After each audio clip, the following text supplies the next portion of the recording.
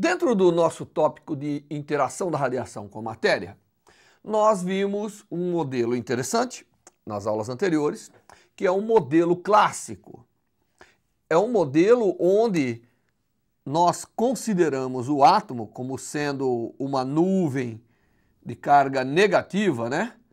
Distribuída ao redor do núcleo, que tem carga positiva, e a presença de um campo oscilatório de radiação que incide sobre esse átomo, a presença do campo elétrico que incide sobre esse átomo, desloca o centro de massa, desloca brevemente o centro de massa da nuvem eletrônica. E isso causa, na verdade, uma aceleração dessa nuvem eletrônica, né, do ponto de vista clássico.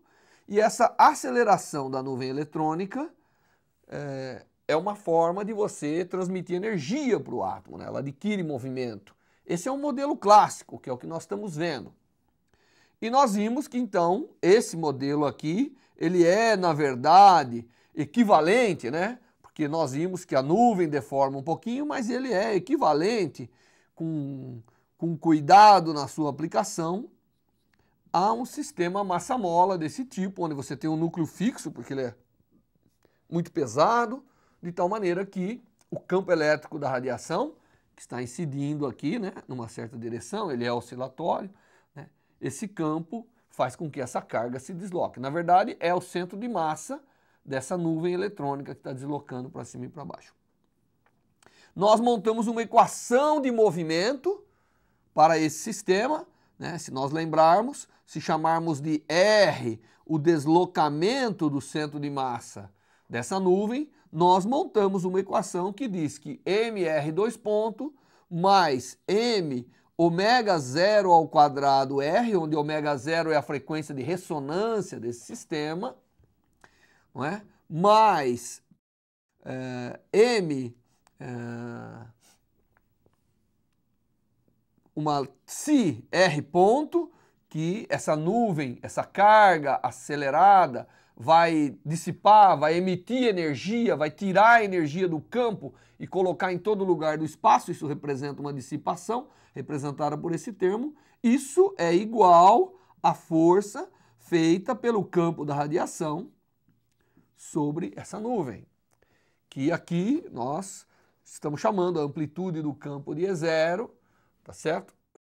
E oscilatório. Nós vimos já que a parte espacial do campo tem uma variação tão longa no espaço que para as dimensões do átomo isso não se faz necessário levar em conta, né? Bom, a solução dessa equação, esse é um oscilador forçado amortecido, a solução dessa equação é dada por um R igual a uma amplitude vezes o cosseno de ômega t mais φ, né? Essa é a aproximação que nós vamos fazer para a solução, porque nós estamos interessados na resposta do sistema em termos da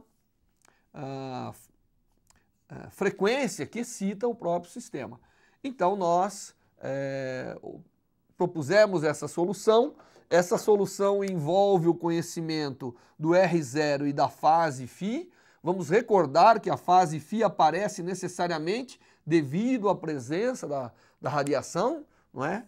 E nós pudemos então calcular quem era o R0, essa amplitude do movimento, né? Ela vai ser dada por exatamente uma relação, como nós resolvemos na última aula, dada por isso aqui, não é?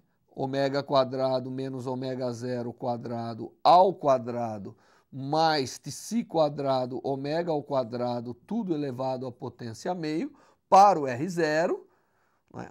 E isso, obviamente, determina essa equação. E nós tivemos também uma expressão para fase. nós calculamos quem é essa fase, ela foi determinada na última aula, né? Uma expressão relativamente grande com relação à fase. Bem, isso é o que nós vimos até agora, então nós vamos ter que usar essa solução. Nós não vamos resolver novamente, né, o átomo, vamos utilizar essa relação para ver um aspecto importante, porque até o momento nós estamos preocupados com a transferência de energia para o sistema atômico. Agora nós queremos nos preocupar com a transferência de momento. Como nós vimos nas aulas anteriores, a radiação ela carrega energia. Existe um fluxo de energia que é dado pelo vetor de Point. O vetor de Point ele nos dá quanto de energia tem por unidade de tempo, por unidade de área, sendo carregado pelo feixe da radiação. Tendo essa energia, obviamente, pela relatividade, nós sabemos que tem momento associado. Portanto, quando essa energia vem, incide sobre o átomo, transfere a ele a energia através desse movimento mecânico.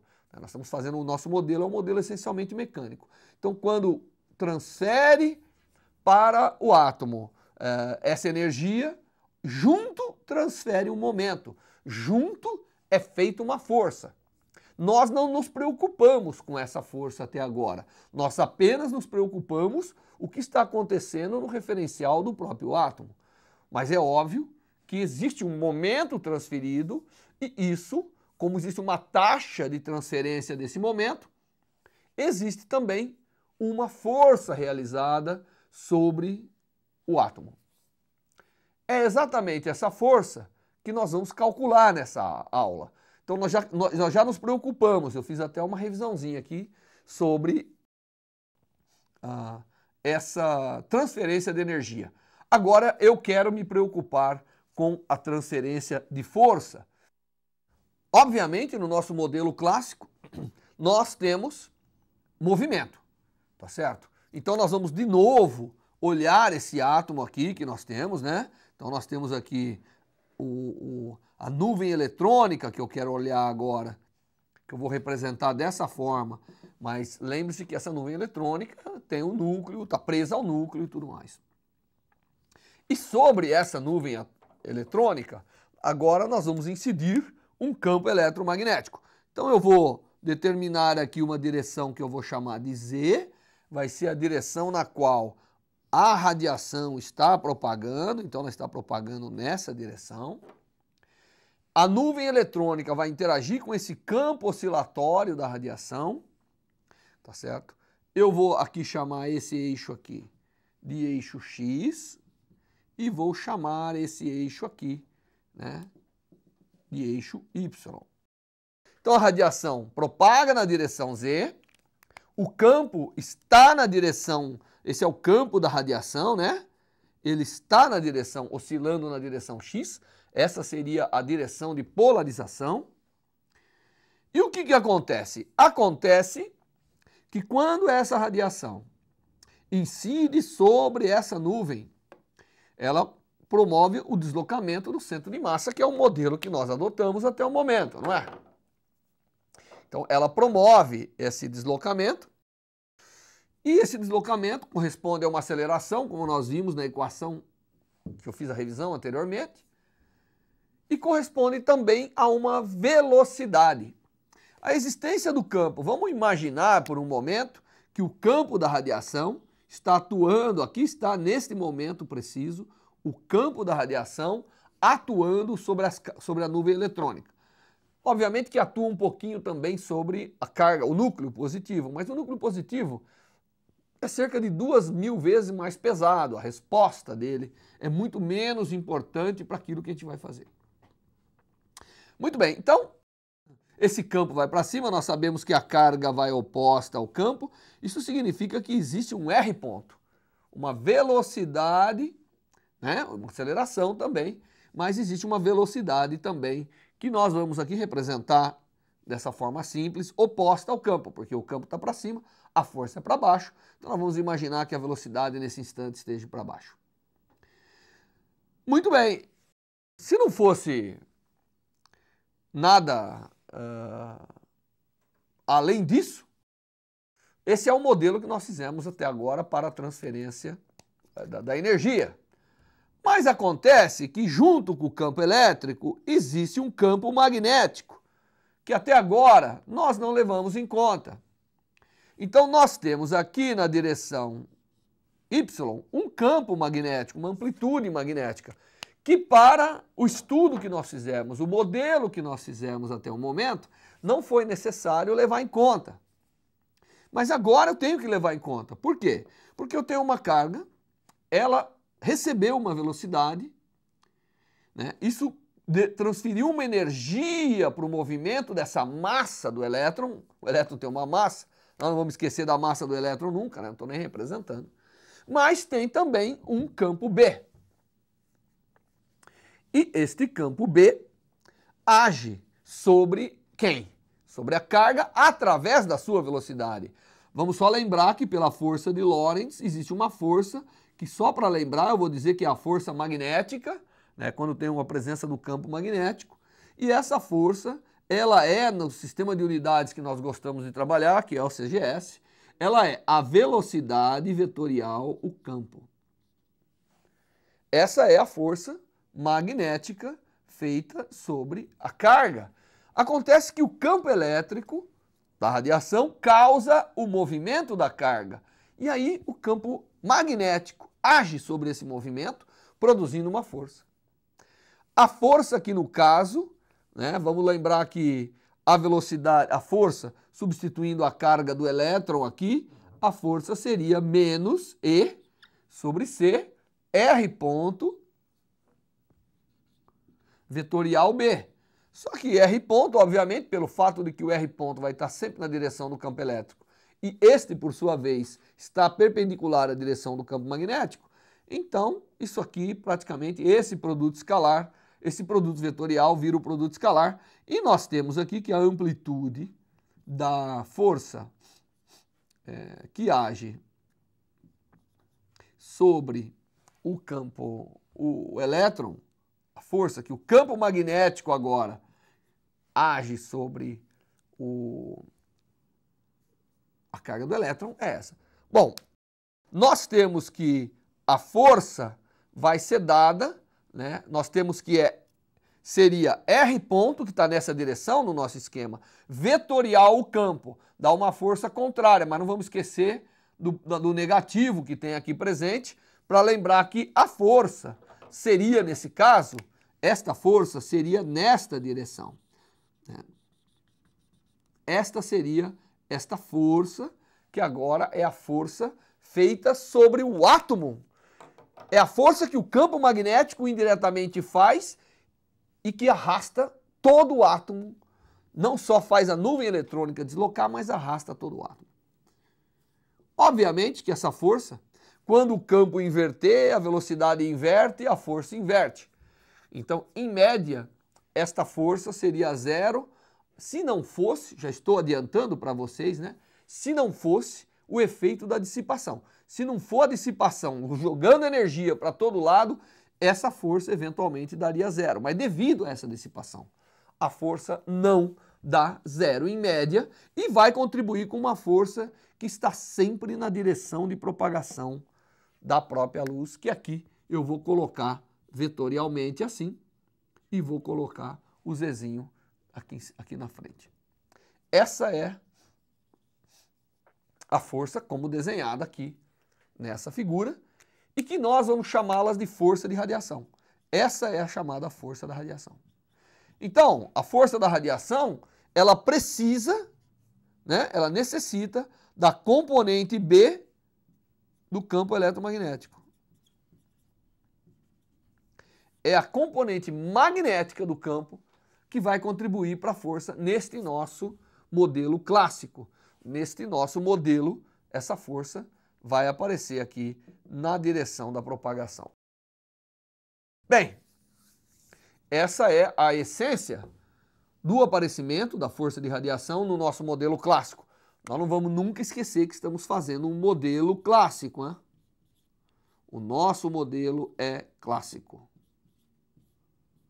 Nós depois vamos poder aprender essa força de uma forma um pouco mais elegante, de uma forma um pouco mais elaborada, quando aprendermos a lidar com essa distribuição de carga do ponto de vista e das interações do ponto de vista da chamada mecânica quântica. Bom, essa é a expressão. Como você pode ver, para calcular essa força, eu tenho que conhecer o campo da radiação, mas ele é exatamente igual no CGS ao campo elétrico da radiação. Então, essa parte é fácil. E eu tenho que conhecer o R ponto. Dado que um campo elétrico age sobre a carga, gerando uma velocidade, eu tenho condição, como eu mostrei anteriormente, de calcular a solução. Se eu tenho a solução R de t, eu tenho, obviamente, o R ponto de t. Então, é isso que nós queremos calcular agora nesse momento. Nós queremos calcular o R ponto de t. Porque calculando o R ponto de t, nós elaboramos uma expressão para a força da radiação. Muito bem. Então, nós vamos agora que a gente entendeu como elaborar esse modelo clássico para calcular a força da radiação, nós temos, obviamente, que calcular essa força. E para fazer isso, nós vamos utilizar os resultados já obtidos.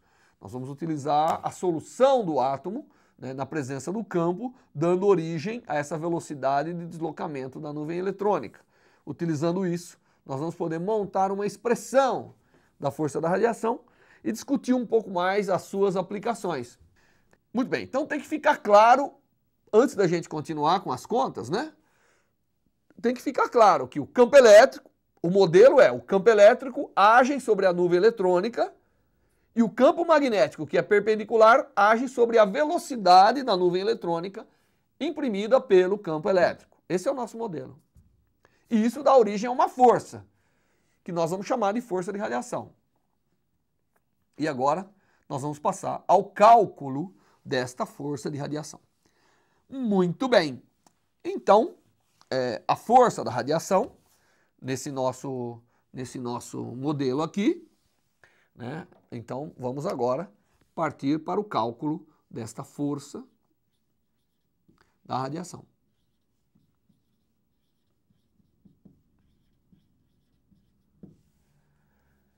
Nós vimos que a força da radiação, a expressão que nós queremos manter, é que essa força da radiação era igual à carga do elétron dividido pela velocidade da luz, vezes o R ponto do elétron causado pelo campo, vezes o campo. Isso tudo depende do tempo, né? E, obviamente, essa força está na direção Z. Nós vamos voltar a lembrar a direção que ela se encontra já já. Mas nós vimos que, da forma que nós escrevemos, ela está aqui na direção Z, se eu quiser manter a notação vetorial. Muito bem. Bom, e o que nós aprendemos? Vamos escrever aqui quem é o campo elétrico da radiação. Para nós, o campo elétrico da radiação é uma amplitude que está na direção x, como nós escrevemos, cosseno de ωt. E quem que é o campo magnético da radiação? O campo magnético da radiação seria uma amplitude. E como vocês já aprenderam no eletromagnetismo, essas amplitudes são iguais quando eu trabalho no CGS, né? Inclusive com as mesmas unidades. Então eu posso escrever que, na verdade, o campo magnético é praticamente igual ao campo elétrico. Tá certo? Eu posso escrever isso. Então eu tenho o campo, eu preciso ir lá e determinar quem que é o R ponto. Relembrando o que nós vimos anteriormente, nós podemos escrever que a solução R, né, nós aprendemos que a solução R, né, para o modelo clássico do átomo era igual ao R0 cosseno de ωt mais φ.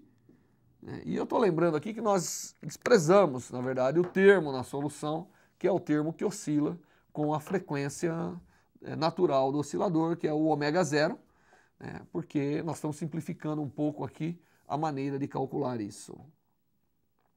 Muito bem.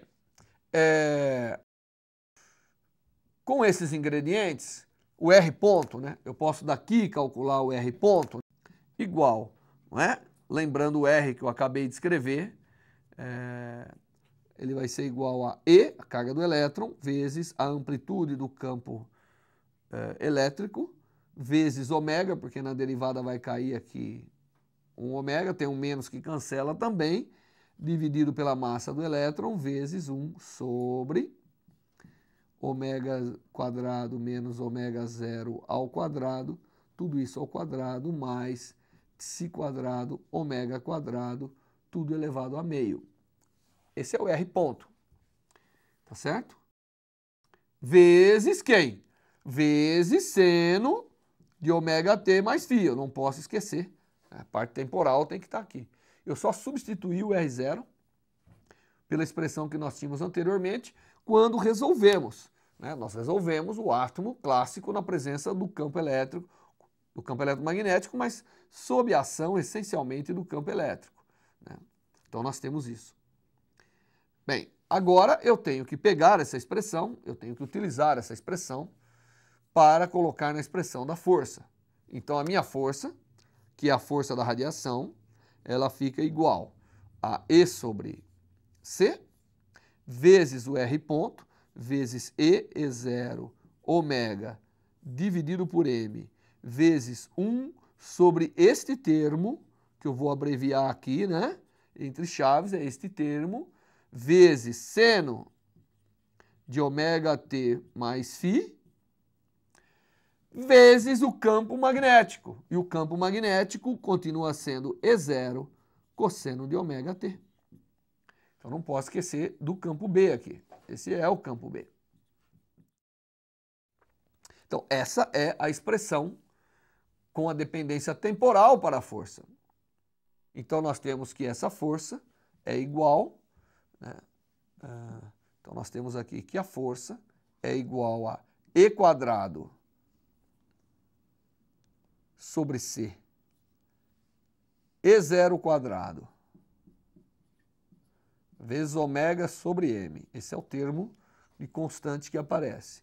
Vezes 1 sobre aquele termo todo, que é ômega quadrado menos ômega zero quadrado ao quadrado, mais si quadrado, ômega quadrado, tudo raiz quadrada, vezes seno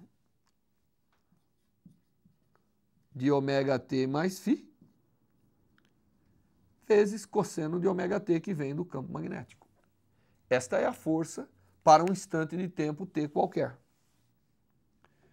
E esta força, obviamente, está oscilando de uma forma bastante complicada, porque eu tenho um produto de um seno e um cosseno, com uma fase no meio aqui que aparentemente vai ser importante.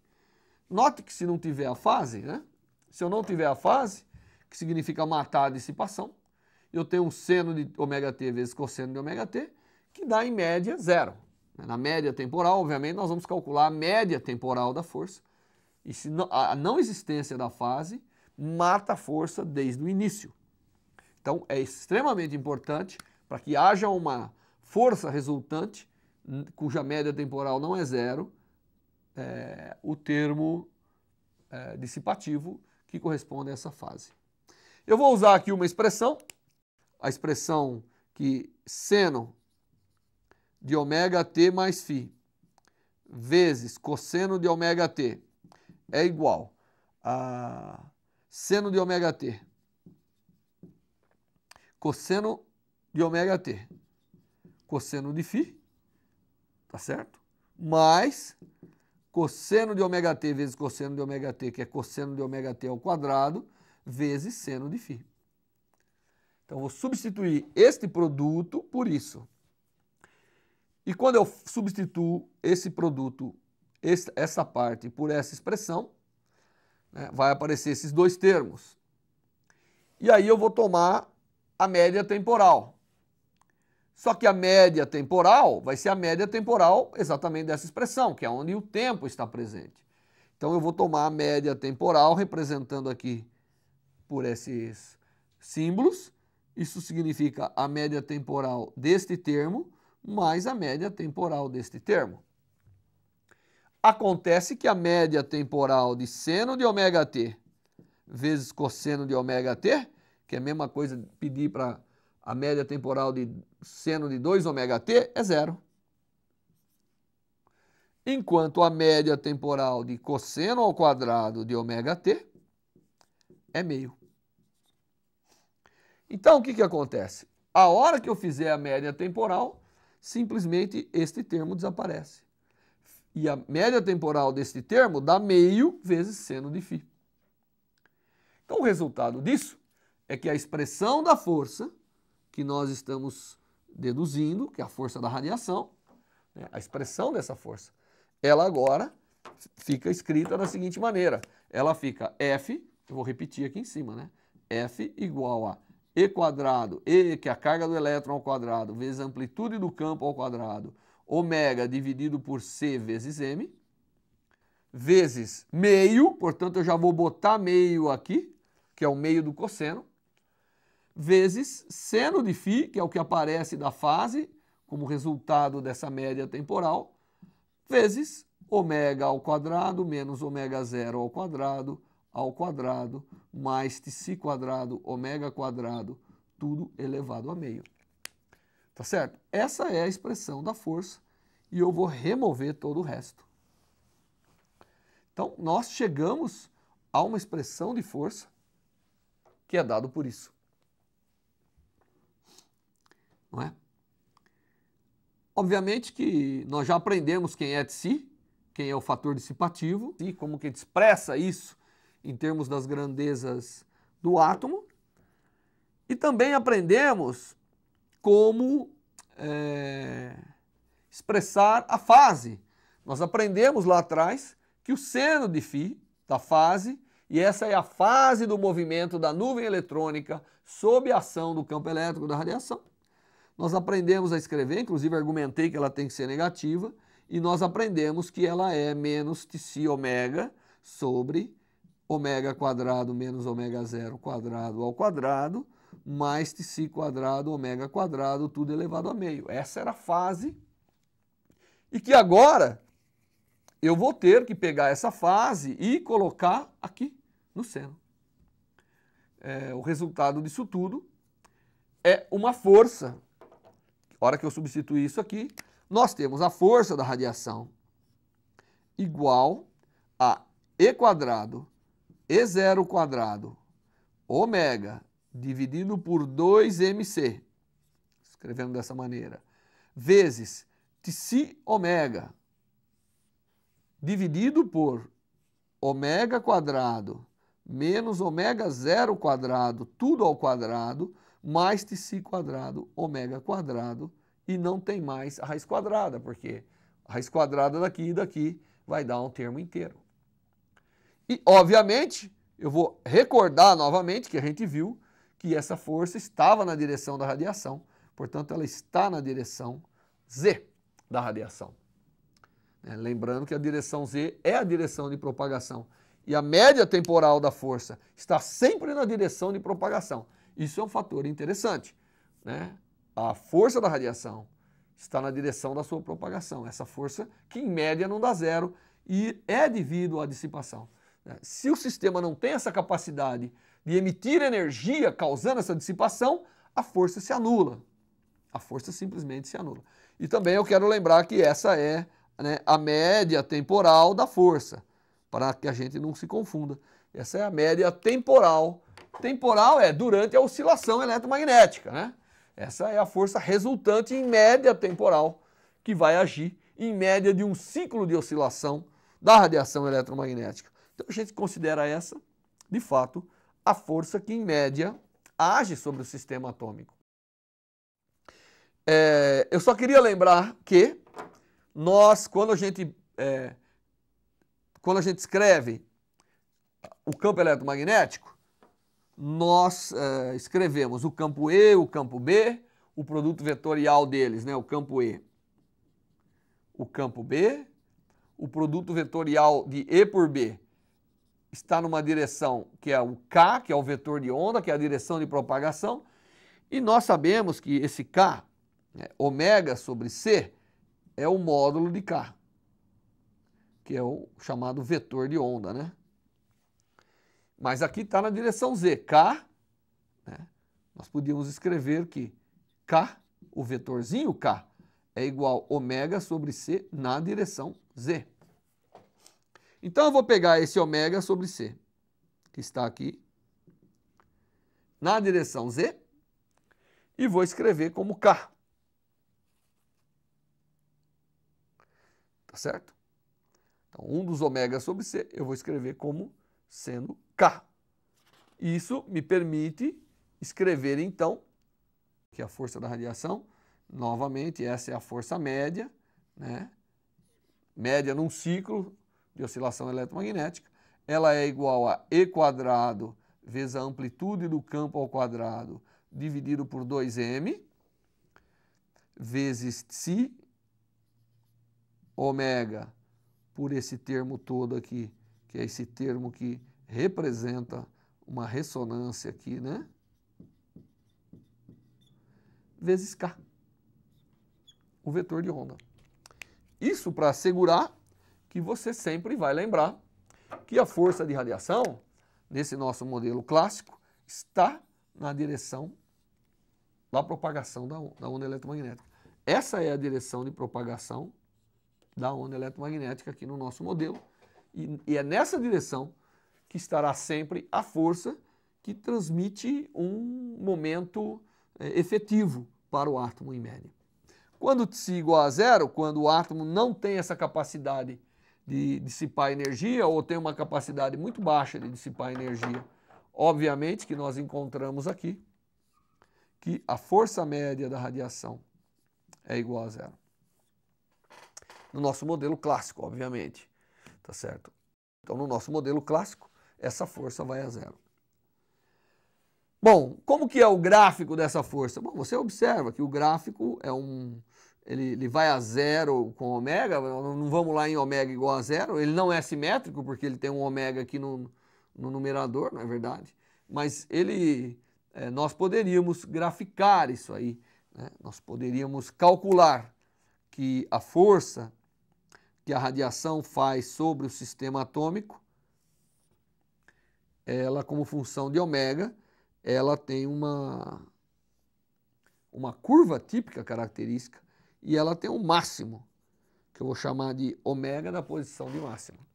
Esse ômega da posição de máximo, obviamente, pode ser deduzido se você computar, se você escrever, calcular o ponto onde esse termo aqui é máximo. Você pode calcular o ponto onde esse termo é máximo e ter a posição desse ômega máximo, que obviamente não é mais ômega zero por causa da presença da dissipação. É exatamente como o oscilador harmônico amortecido e forçado, né? O máximo da excitação não corresponde exatamente à frequência natural da excitação. Bem, essa é a força da radiação, e a força da radiação tem várias aplicações importantes. Eu, na verdade, vou deixar como exercício você determinar a posição da frequência onde a força seria máxima. Então, isso aqui fica como exercício para vocês fazerem aí, né, sozinho. Bom, aonde que a força da radiação se manifesta? Bom, ela se manifesta de várias formas. Ela se manifesta no cometa, por exemplo, né? O pessoal sempre observou desde a antiguidade que quando você tem um cometa no céu, você observa que o rabo dele, que tem consistência gasosa, né? Composição variada e praticamente matéria no estado gasoso, quando você vê o Sol aqui, né? Que emite bastante radiação, e você tem um cometa fazendo aqui uma trajetória, o que eles observaram? Eles observaram que sempre o rabo do cometa se encontrava oposto, né, à direção do Sol. Então o rabo está sempre oposto à direção da radiação. E a razão disso é que sobre os gases que estão lá, a radiação faz uma força, que a gente denomina, né, de pressão da radiação. E essa pressão da radiação, que depende da emissão, então nós vamos, na linguagem mais específica, essa vai chamar uma força da radiação de natureza espontânea, porque ela depende da emissão espontânea dos átomos, dessa dissipação espontânea. E ela esse modelo clássico que nós montamos, ele explica uma série de coisas. Obviamente, ele não é quantitativamente correto em determinados aspectos, porque nós vamos ter que levar em conta algumas características quânticas dos graus de liberdade interno do átomo, né? O átomo não é essa nuvem praticamente rígida que oscila levemente quando vem a radiação eletromagnética. Nós temos que levar em conta as chamadas transições de estado, tudo isso, e isso muda um pouquinho. Existe uma aplicação da radiação, da força da radiação, que é muito importante, que é no controle do movimento atômico. Tá certo? Então, eu sou capaz de controlar o movimento de átomos através da força da radiação. Como que a gente faz isso? Bom, imagine que você tem, por exemplo, imagine que eu tenho átomos caminhando nessa direção, num chamado feixe atômico. E eu venho e jogo radiação contrária. Se eu jogo radiação contrária, esses átomos vão absorver luz, vão emitir um pouquinho para cada lado, né? Porque eles vão dissipar. Essa dissipação acontece pelo processo da carga estar acelerada, como nós vimos anteriormente. Mas existe uma força média que age na direção de propagação da luz.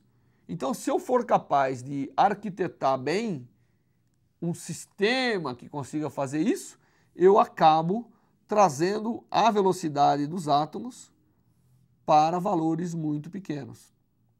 Tá certo? Então, como função da distância que eles propagam, se eu fizer com que eles absorvam muita luz, interajam muito com a luz, eu acabo trazendo a velocidade desses átomos, que normalmente num feixe atômico é da ordem de 1000 metros por segundo, para apenas alguns centímetros por segundo, né? Eu vou dizer 1 metro por segundo aqui. É o que se consegue com esses processos de desaceleração. Tá certo? Essa é uma aplicação importante. Esse tipo de aplicação acabou dando o prêmio Nobel ao professor Bill Phillips, ao professor William Phillips, tá certo? Porque permitiu um desenrolar enorme de outras coisas.